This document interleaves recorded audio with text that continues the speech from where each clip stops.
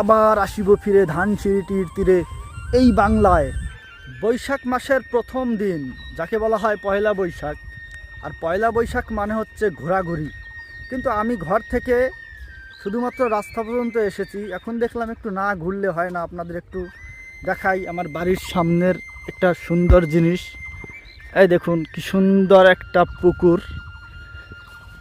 এই পুকুরে মাছ চাষ করা হয়েছে এবং এই যে ঘর দেখতে পাচ্ছেন, এই ঘরের মধ্যে রয়েছে পোলট্রি।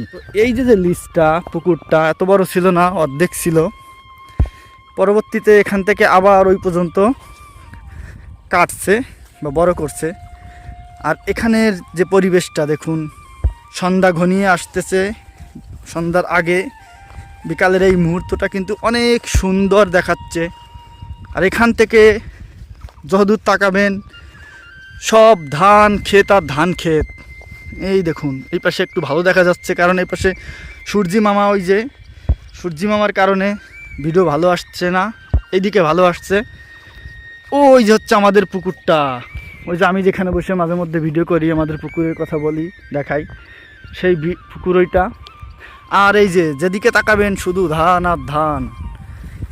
এই পুকুরে একে তো মাছ চাষ হচ্ছে, মাছের খাবারের জন্য এক্সট্রা খাবার দেওয়া লাগছে না, কারণ ওই যে মুরগি পালন করছে, ওই মুরগির যে বিষটা, সেই মুরগির বিষটা এই মাছগুলো খেয়ে কিন্তু ওরা বেঁচে যাচ্ছে। ওদেরকে অনেক কম খাবার দেওয়া লাগছে।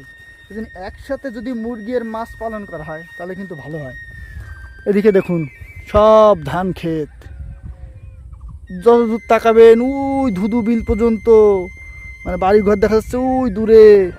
এদিকে দেখুন কত দূর, সব ধান আর ধান। আর মাত্র 10 দিন বা 15 দিনের পরেই এই ধানগুলো কাটা শুরু হয়ে যাবে, কারণ ধান পেকে যাচ্ছে। কিছুদিন আগে এখান দিয়ে লাউয়ের চাষ করা হয়েছিল, লাউ গাছ। ওই দেখুন এখন লাউগুলো ঝুলে ঝুলে রয়েছে। ওই যে লাউ, ওই যে লাউ।